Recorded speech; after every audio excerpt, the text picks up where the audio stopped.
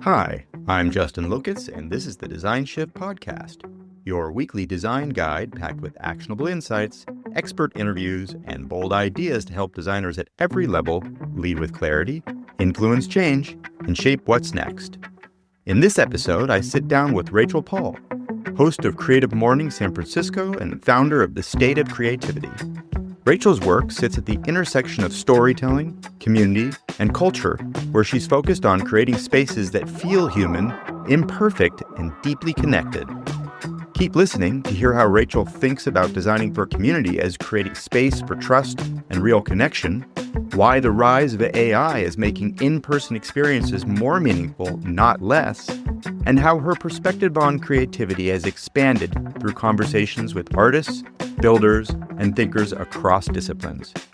We also get into what it takes to build something of your own, from letting go of doing everything alone to leaning into intuition, collaboration, and personal projects as the real drivers of what's next. And if you enjoyed this episode, be sure to subscribe to the show and the Design Shift newsletter for more conversations like this. Thanks for listening. Okay, welcome everyone. I'm super excited to have everyone here, and I'm super excited to have this person here. And today I'm joined by my friend and often community collaborator, Rachel Paul. Rachel is the host and really the amazing organizer behind Creative Mornings San Francisco. And she's also a founder of State of Creativity, a platform and podcast exploring the people and ideas shaping creativity today, which is also, of course, why I have her here. Her work spans brand, storytelling, media, community building, and experience across journalism, social strategy, and independent creative production.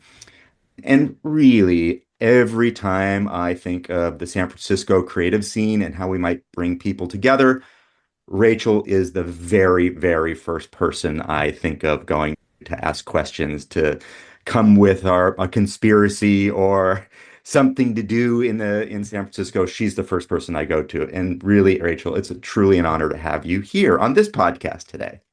Thanks for Welcome. having me, Justin. Of course.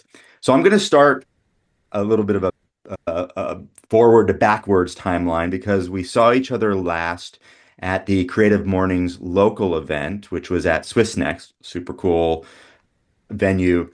And it dawned on me right away, and I knew this already. I knew it for a long time. I wanted to have you on this podcast. And of course, you have your own podcast. But I thought you'd be an awesome person to talk to about designing for community, not just designing community, but designing for community, because I think that's really what you're doing. So when you think about designing for community, what are you, Rachel, actually designing? And maybe even more, what are you leaving open, or what intentionally leaving open, what space and so forth? Yeah. Thank you for having me on this podcast, first of all. Of This is course. my first podcast that I've been on as a guest. All So right, good. Well, you can an interview me too if you feel honor. uncomfortable with me I know asking you questions. it's exciting to be on the other side of things, All but right. with Creative Mornings and designing for community, I really think that like I don't know, it's hard to explain because I didn't fall into the role of being host of Creative Mornings. I'd been attending Creative Mornings for years in San Diego when I lived down there. And then when I moved to San Francisco, I really wanted to be a part of the chapter up here, and it was on hiatus post. So I just reached out to HQ, and around the same time, a woman named Sophie had also reached out, and we applied to be the co-hosts together, and we led the San Francisco chapter for 2 years as co-hosts, and now for the past like 8 or so months I've been the host of the San Francisco chapter. And so it's been a lot of learning by doing, but I think in retrospect, when you look back at like my interests through time in college and beyond, like I love bringing people together, and I think I naturally design for community without necessarily that being my sought out intention. Yeah. Uh, but I think when it comes to designing for community, I'm ultimately thinking about like how people can feel safe in the conversations that they're having. I think one thing I really value and protect with Creative Mornings specifically is that while it's such a joyful container and people often come there for like rest and connection and kind of an opportunity to let go of maybe the things in their life that are stressing them out, I like to leave the door open for all types of conversation, good Yeah. and bad. And I think with that comes a really big responsibility for making sure that people feel safe and welcome in our space. And as host, I think there's a lot of responsibility in verbalizing that and letting people know that like here's what we're going to be talking about. Like these conversations may come up and that is okay. Like we are open and accepting to all opinions and ideas. So yeah, I think when it comes to designing for community, like making people feel welcomed and accepted, I've also found that I think when I started as host like 3+ years ago, I would always get so nervous the night before because I wanted our events to just be so perfect. And naturally, being a human being, and also candidly, I'm not the most like type A person. There was imperfection that happened and mistakes were made. And I think that what I learned through that is that I think that's like what makes our events so likable. It's that Mm. human imperfection and the ability to mess up and be like, oh, that's okay. We're moving on, or we're going to pivot in this way. Because I think without imperfection, there's no space for creativity. And I think that's Yeah. Ooh, important. that's big. That's really big. What it makes me think of is even just the idea of design and creativity, and this idea of what is design, what is creativity, but a set of constraints. And then how do you create within those constraints, butting up against them, sometimes breaking those constraints, sometimes learning something through a failed, I would think of it as a prototype, right? Through some, oh, that was a failure, but okay, good. Let's keep moving on and we'll learn from that. Yeah, Exactly. it sounds like it's a very natural place for you. You're not beating yourself up about that, or you're just learning from it in a very designy way. Is that Yeah. right? Totally, totally. Trial by error and try Yeah. like always learning and Yeah. testing different iterations. And the nice thing about Creative Mornings is like, cool, we'll be back next month and we'll try something differently if we didn't Yeah. like how it worked out. Yeah, that's great. I I had been going to Creative Mornings really probably since the beginning. And you're right. The before the pandemic, it was good. And people who hosted were great. They did a great job and we had a good crowd. And then pandemic happened and then yeah, it was on hiatus. And I hadn't really thought about it too much except to say that I have been chairing and teaching in this MBA and design strategy program at CCA. And I started thinking about Creative Mornings again out of nowhere. And then all of a sudden, I started seeing the emails coming in and students talking about it. And I was like, hey, what is going on here? And of course, I started showing up to Creative Mornings like, oh, my people, I'm back with you. We're Yeah. doing this creative thing, right? We're having these weird conversations in sidebars and all this really cool stuff. And to your point, it always feels safe to have those conversations and even to say, I'm not sure I agree with whatever the person is saying on stage. Let's have this conversation. And then even the person on stage is willing to have that. So I kudos for doing that for us and Thank with you. us. Thank Thank you. you. Yeah, I think that's really important in San Francisco, especially like where creatives maybe aren't necessarily the first thing people think about when you think about San Right. Francisco. But like, I love Creative Mornings because I've met so many other people who are designers and have similar interests as me. And yeah, it's just a cool space to have those conversations. Yeah, agreed. Now here I am. I'm telling you, like I started showing up again. What have you learned generally about why people keep showing up and what keeps them coming back week after week, besides, or really month after month, besides free coffee and pastries and things like that? Yeah. I think people show up because of the feelings that you get when you attend any gathering. I think that's not specific to Creative Mornings. It's like, why do I attend week over week, like other events in the city that I like attending? It's because they make me feel a certain way. I feel connected to the people around me. And I think that's like the same thing about Creative Mornings.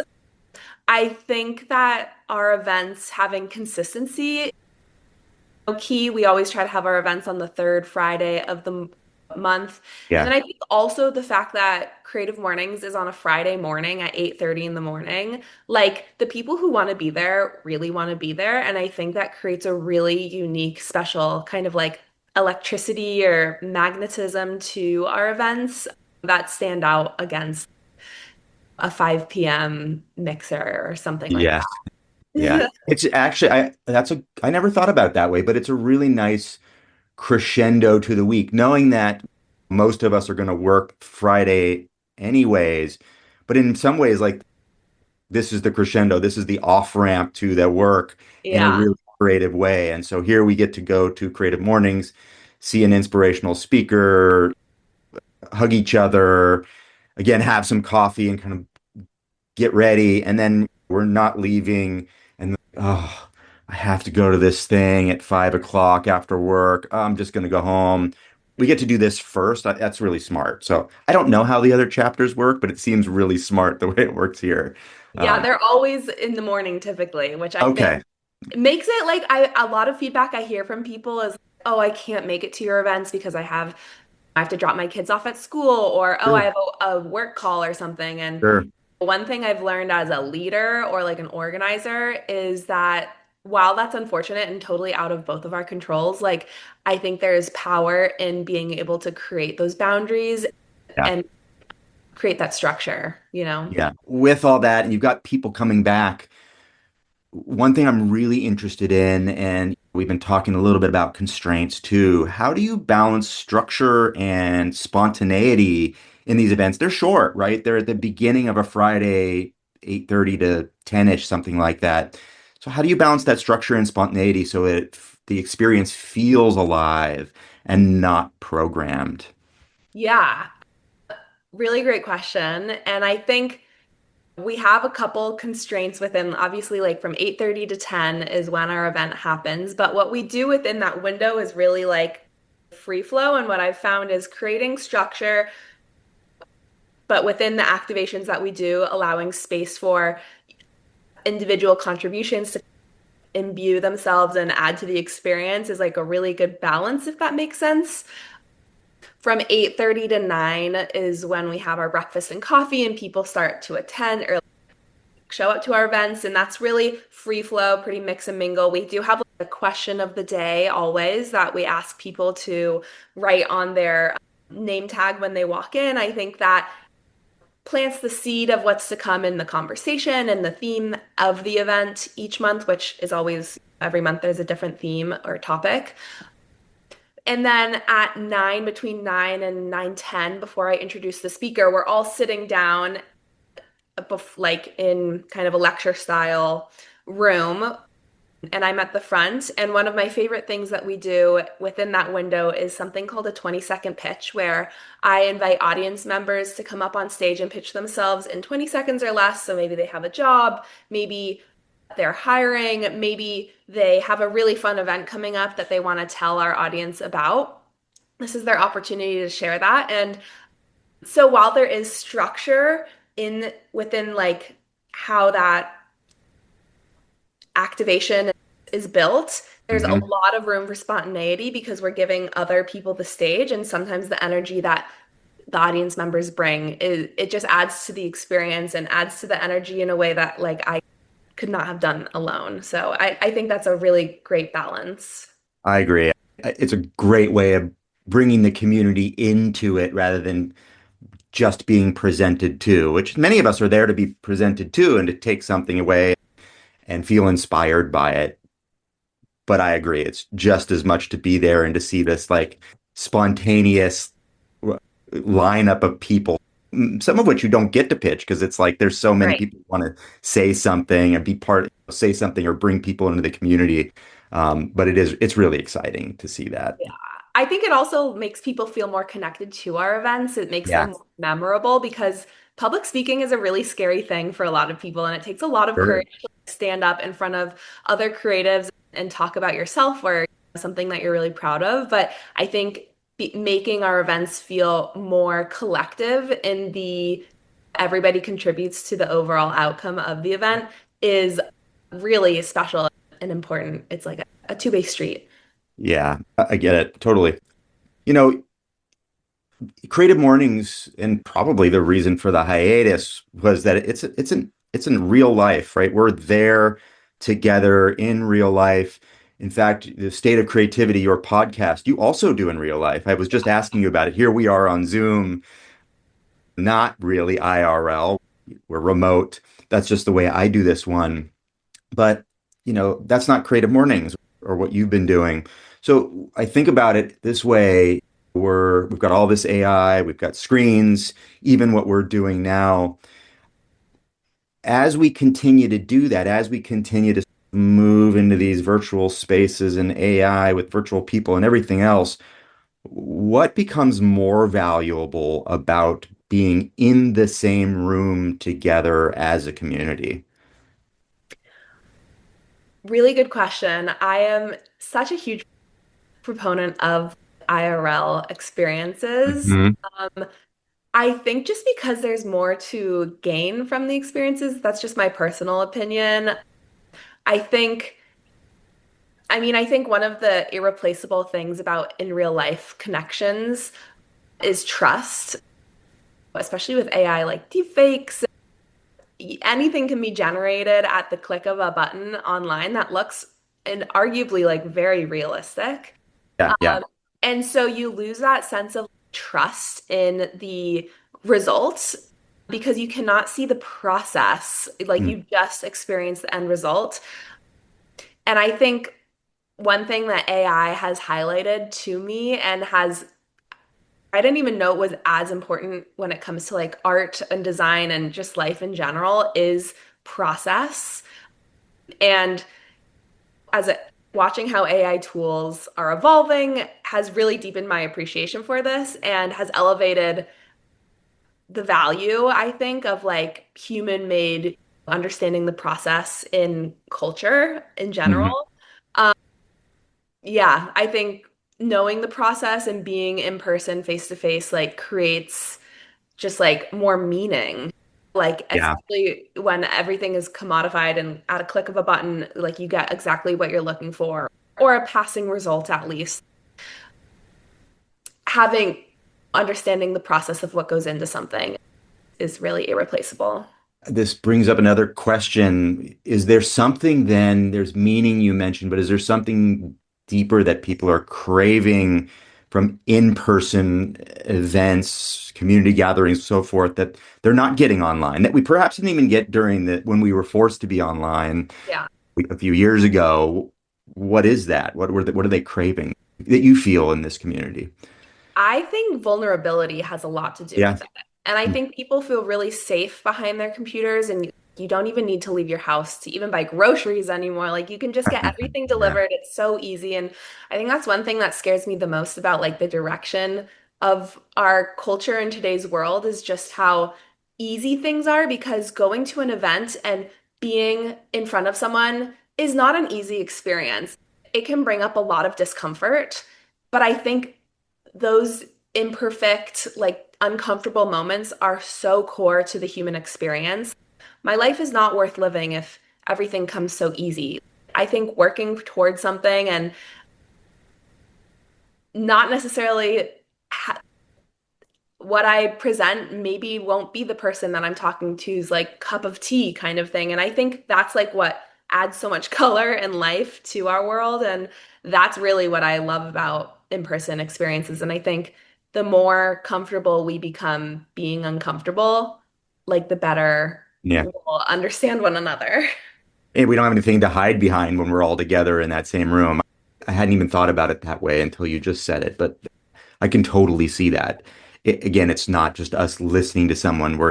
When I'm in a Creative Mornings event, we're actually all together in the room and Yeah. sharing thoughts. And yeah, there's nothing to hide behind. We're vulnerable. That's Yeah. great. And I think that's why, as a leader, it's so important for me to make these spaces safe for Yeah. that comfort because I don't want someone to have a bad experience and never return. Like, I think creating a space where, okay, disagreement is an acceptable part of the process is like really important. Yeah, I agree. We have this strange time. There's always strange times, but here we are in this really interesting time where it's more important than ever, I think, for maybe someone who's starting a company or leading a company or part of another big company, and they're starting to think about how do I grow my brand, platform, whatever. If someone's building a brand or platform today, how should they think about community in this environment? How should they think about designing for community in this environment that we're in right now? Yeah. This might be a hot take, but I Yes, feel like I love it. I feel like people try to build so much for the algorithm and what's going to Yeah, propel them forward and get the most eyes and optimize for reach. But I really think, I don't know, like you just have to let go of that and do what feels right to you. Because I think at the end of the day, what's the most important thing when it comes to building, I don't know, my background's in like social media management, so like social strategy or anything building on a platform, it's consistency and showing up day after day. And I think if you're trying so hard to appease what you think the algorithm's going to want to see or, what other people are craving, then you're less likely to be consistent in your work or show up and continue posting or sharing or hosting events. Um, right. so I think really leaning into what feels right for you is my best advice. It like I don't do creative mornings or my podcasts like to please anybody else. I just think that it's what I want to do. And if I lean into that, people will feel that, feel more drawn to it, hopefully, because there's like 8 billion people on this planet. So someone's got Yeah. to find interest in what I'm doing. Um, Yeah. not great advice for at the end of the day, also, like in our capitalist world, you have to provide for yourself and everything. But I do think that's also fits for this example or for this piece of advice because you just have to keep like the more you lean into what you want to do, like I think the world or it will return the favor as well. Yeah. Couldn't agree more. Couldn't agree more. I think if everyone's trying to hit the algorithm, then we're all stuck in the same algorithm. And here, maybe it's going against the flow and saying, I'm just going to be me and I'm going to be consistently me. Yeah. And people will either show up or they won't. And likely they're going to show up because it's something different than what they're getting from the rest of the world. Yeah. Yeah. And I think that difference is what really makes you stand out among everything else, especially with Yeah. AI. Like AI slop is this like universal averager, right? So Yeah. AI takes Yeah. everything that's on the internet and creates a predicted outcome of a replicated version almost of what already exists. And I do think one of the benefits of AI today is creating more space for you to be your unique self because standing Yeah. out becomes that much more important. Yeah. Couldn't agree more. So let's talk now a little bit about your podcast and you going, maybe it's against the flow. I don't know. But you created the state of creativity to explore the people and ideas shaping creativity, which is amazing, by the way. And I love this topic generally, and I love your podcast. Yeah. What were you not seeing elsewhere that pushed you to start it? And I'll add on to that. Where do you hope or plan to take this? And hope is not a strategy. So where do you plan to take this, the state of creativity? Yeah. I don't necessarily think that I was trying to fill something that I didn't see. I just, I've wanted to start a podcast for years and years, and finally was just like, nothing's in my way besides myself. And Yeah. I think I just wanted a more legitimate excuse to reach out to people I really admire, which is the basis of my podcast. I have, it's an interview-based podcast with other creatives and artists and entrepreneurs and people I really look up to. And it's opened a lot of doors for me. I think I always try to every year plan out like what I want to bring more of into my life at the start of the year. And one of the things that I wanted to do this year was become more of a thought leader, which is a buzzword, but just start building in public, I would say, is like my kind of MO right now. And I always have so many interesting conversations with people. And I'm like, oh my God, so many people would benefit from hearing this or being part of that conversation. I think in the future with this podcast, I just want it to become a more core part of my work. Right now, this is not something that's like generating income for me necessarily or Sure. has a million views after every release.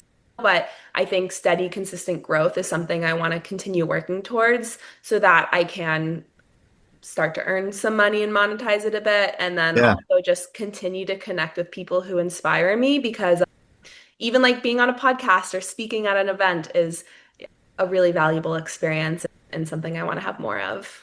Yeah.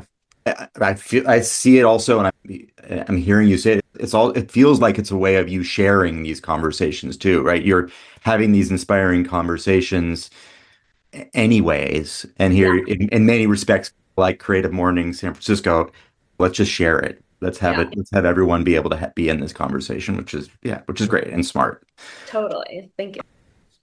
How in all these conversations, how has your definition of creativity changed? You mentioned talking to different kinds of creatives and designers and artists, but also entrepreneurs. So yeah, like how has it changed? Yeah, I think the window of what is by definition creativity has expanded so much since Mm. I've begun realizing how everybody lives a creative life in one way or another. There's no one way to be creative or consider yourself a creative.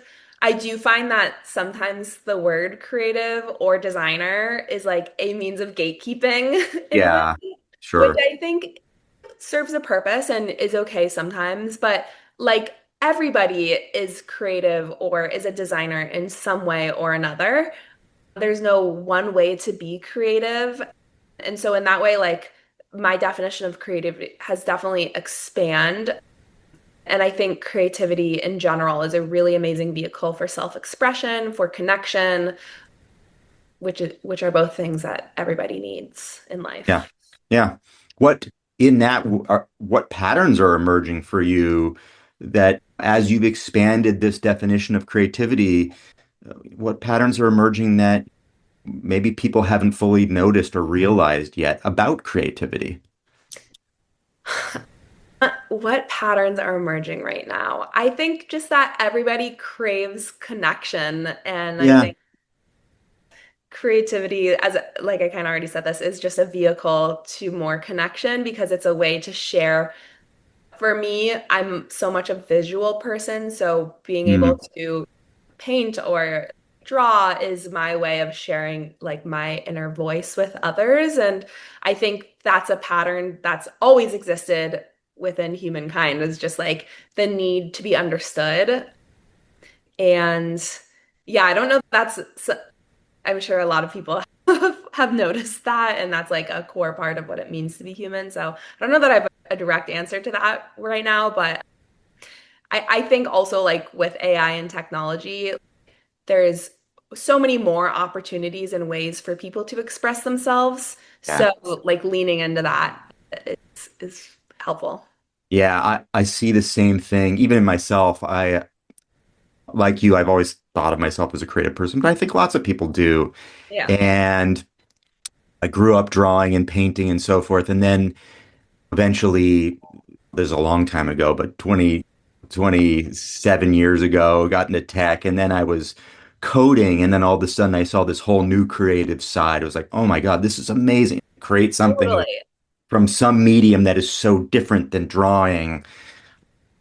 But you're right. Like I've moved away from that coding side of me 20 years ago now, and then all of a sudden with this AI, it's like, oh no, this is crazy. Like I can do this again and in new and creative ways, and that hasn't taken from my creativity. It's just added to that. Yeah, it feels good generally. Absolutely. One thing I'll add to this that just came to mind as you were saying that is I recently started vibe coding, which Yeah, is like of such course. a hot thing to do right now in the tech space here in San Francisco. But one thing, like tech is enabling me to do something that I think as a creative person, math and science was never necessarily my strong suit. It's not something that I gravitated towards naturally, but I am finding so much creativity in a new way for me, like through coding that has enabled me to tap into bringing things to life in such a new way that is super exciting. So I think also with these new tools, you can be afraid of them or be nervous about how they're shifting the creative landscape. But I've found that just like leaning into them and playing around with them has made me feel really enabled and empowered. Yeah, totally agree. Totally agree. So let's just talk about Rachel. I'm looking across your work, and this is brand storytelling and community to media. I can see some of these, but I'd love to hear from you. What's the thread that connects all of it for you, Rachel Paul? Really good question. I think authenticity is really core to the work Yeah. I do. It's hard to separate my personal identity to the work that I create because my work is so, I think any creative work is a result of your own identity and values. But I also think that storytelling is really core to what I do. I work in videography, podcasting, photography, but really what's core to all of that is being able to use storytelling as a vehicle to like connect people to one another. And then I think something else that is really unique to maybe the work that I produce is just this like general, I'm not a super serious person. Of course, there are really serious topics that I find important and I love talking about, but I find that a lot of my work is rather joyful and lighthearted. I think that's just a result of me not wanting to be like life is not that serious and Yeah. it's fun to have fun, but using joy and lightheartedness even to talk about things that are really scary or sad or Yeah. yeah. Yeah. I think we're probably pretty similar in that. I find myself doing the same thing, whether it's humor or something else. Yeah, there might be a serious topic and I won't make light of it, but yeah, I hear Totally. you in that. Yeah.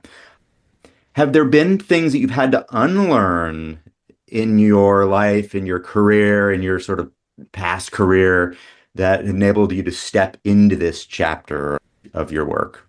Yeah. I think my career path is pretty unique in that I graduated like the year before the pandemic hit, and my first corporate job Mm. started in February of 2020. So, Oh, like wow. 3 weeks before Yeah. COVID really shifted everything. And that's what really led me to this career in freelancing. And I don't know, I've had to learn, I think I'm naturally rather entrepreneurial and scrappy as a person, but it required me to take a lot of autonomy over my career. And I started freelancing, I think, earlier than I necessarily is probably average. I think people go through agencies or Yeah. working and then they go off on their own. And I was the opposite, where nobody was hiring. So I was like, I can do social media and see where that goes. And that's what launched freelancing, which has been majority of my career. So one thing that I've really had to unlearn through all of that is that not everything that I create has to be done alone. Or Mm. I think especially freelancing, you can feel siloed, but there's so much power in collaboration and working with other people who have their own visions to create something that neither one of us could have thought of on our own. Yeah. Yeah. Yeah. I couldn't agree more. I'm someone who loves to go it alone. And then maybe like you, I end up finding is like, oh no, actually, this is a perfect person to collaborate with because they're bringing something that I don't have, or right, or like I love their ideas or their energy, or all of a sudden I don't have to work this many hours a week. We can do it together. Yeah. Where do you where do you think people should be focusing their energy over the next few years? Or maybe another way to say it is like, what do you see as the biggest opportunities for designers and creatives over the next few years? I think one thing that tech is really enabling us, both from like a societal and technical standpoint, is the ability to lean into creating the things that you want to create. Now is a perfect time to lean into personal projects, and I think focusing your like energy on doing what feels best for you, because not to get like existential, but there is this threat of AI Yeah. replacing the workforce. Or I find so much strength in knowing my own capabilities and knowing that like I have my own projects already in motion, and that's Yep. something that I can fully control right now at least. And also there are like the tools at my fingertips that allow me to do all of this, which I think is really awesome. Yeah. Yes. The here I've got a lot of students that I support as part of the Design MBA program, and we have the same conversation, just as the way you're saying it. Thank you, by the way, because now you're at least validating in some way some of what I talk about with them. But there's two sides of that coin, and you just mentioned it. On one hand, yes, AI and all this stuff's coming on, and you've got this layoffs and other things and all the hyperbole, and it's certainly real, like people getting laid off. But on the other side, there's this disintermediation. On the other side, it's no better time than the present to actually create something, even Yeah. while you've got a job, even while maybe you're freelancing and everything else. There's has never been a better time in history to create something for yourself. And even if it doesn't generate money now for you, it might, and you can keep doing it and building it. Perhaps it will. Yeah, Yeah, it's like what you and I are both doing in many yeah, respects. yeah. You- Absolutely. 10 years ago, it would have been so hard to even just do what we're doing now. And all of a sudden, it's, oh no, actually, I can do this by myself or with a couple collaborators, and it's not too hard. Yeah. Totally. I also think one thing with all these tools at our fingertips is, especially when it came to starting a podcast for me, I thought that it had to be perfect from the get-go. Yeah. And I think especially with AI and the hitting enter into a chat GPT or something, you get this like kind of presentable end result immediately.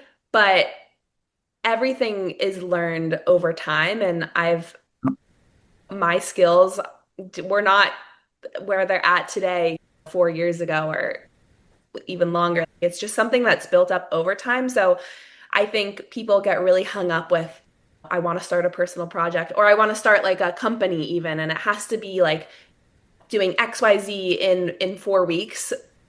You just take baby steps towards accomplishing that, and you just have to start. Yeah. This goes all the way back around to where we started with Creative Mornings. Yeah, I think of it this way, and a lot of the people in my community know me to say this often, which is everything is a prototype, even you, right? So start with something. It may be scrappy, it may look really scrappy to you, but to someone else, perhaps it doesn't. And even if it does, they'll tell you, and you'll learn from it, and you keep iterating. And this is exactly what you've been doing now, really your entire life. It sounds like your professional Yeah. life, certainly. Yeah, definitely. I'd love to get to a quick lightning round then with you. So, what's one book, and it could be two, it could be three. There's no real constraints here, but what's one book that you recommend to everyone, especially creatives, and why? Yeah. One book that I actually just finished reading is called The Art of Gathering by Priya Parker. Hmm. And it really breaks down the intentionality like for every single detail that goes into putting an event together, which I hadn't even realized that creating an event can start months beforehand with planting seeds in people's minds of how the event is going to be, and with the importance of creating structure, and maybe the importance of exclusion, or like how that can open the door for more inclusivity. I don't know, it just really broadened what I thought of when it comes to gathering communities and gathering people together. So if you're interested in community building, I would definitely start with this book. It really was awesome to read. And then another book that I am due to reread, but is so core to just like my values and making me the artist and creative that I am, is The Alchemist. Mm, I remember reading that book. I think I was like 18 years old or something, and it just totally expanded. It's rather spiritual, yeah. but Yeah. it speaks to it verbalizes these things that are so hard to put into words about why people do what they do when it comes to creativity and intuition. And yeah, it's a really beautiful book. Agreed. It's really deep and ethereal. Yeah, it's definitely one of my favorites too. Yeah, good one. What's something you're personally excited to explore next? Yeah, I'm excited and nervous because I'm moving to New York City, actually. Oh no, no. Yes. I Okay, is this breaking news for everyone? Are we breaking it here? This is not breaking news. This is something that I mentioned on my podcast last month, Okay. but I keep telling people and I also forget Okay. to tell people. So for someone Sure. listening, it might be breaking news. I don't All know when right. this episode's going to come out, but I am planning a move to New York Wow. City, which is really crazy because I Uh-huh. feel so connected and I love living here in San Francisco. But again, like I just feel like this is my one life and I've always wanted to live in New Yeah. York. So I gotta see what it's like. Yeah, congratulations. That's great. And what a Thank cool you. city. We're both such different cities and yeah, excited for you. That's great. And of course, it's not breaking news. This is not that big a podcast. You've talked before. Awesome. So I'm going to wrap it up here, which is I'm going to ask two questions. One, is there anything else? At least for me, you broke some new news. I know, I'm Is there realizing. anything else you want people to know about you, about what's going on with Creative Mornings or the state of Yeah. creativity? And number two, tell them, and then where do you want people to reach you? How would you like them to reach you generally? Yes. Creative Mornings San Francisco is every third Friday typically. And just because I am moving to New York, Creative Mornings San Francisco will be here. Someone is taking it on. We're in the process of this kind of like Fantastic. turnover process. But yeah, if you're interested in attending a Creative Mornings event, Google Creative Mornings San Francisco. You'll find our webpage. You can sign up for our newsletter. We're also on Instagram at San Francisco_CM. And you can follow me personally on my Instagram, which is at Rachel N. Paul. And I'm also on LinkedIn. I post there a lot. So I would recommend connecting there as well. But yeah, I would love connecting with others, grab coffee or a virtual coffee chat. Super open to it. Awesome. Thank you so much, Rachel, for being here today, for being my guest on this, for saying yes and yes and I'm look forward to seeing you at Creative Mornings and yeah, and then perhaps seeing you off to New York City. Thank you, Justin. I really appreciate also just how connected you are to the San Francisco community and how much of a leader you have been to me and a collaborator on Creative Mornings and everything. So I really appreciate it. Absolutely. Likewise. All right, Rachel. Thanks so much. Thanks, Justin. Thanks for listening to Design Shift. If you enjoyed this episode, don't forget to like, subscribe, and leave a quick rating or review. It really helps more designers like you find the show, and it helps me make better shows. And if you're not already subscribed to our awesome newsletter, head over to designshift.me. See you next time.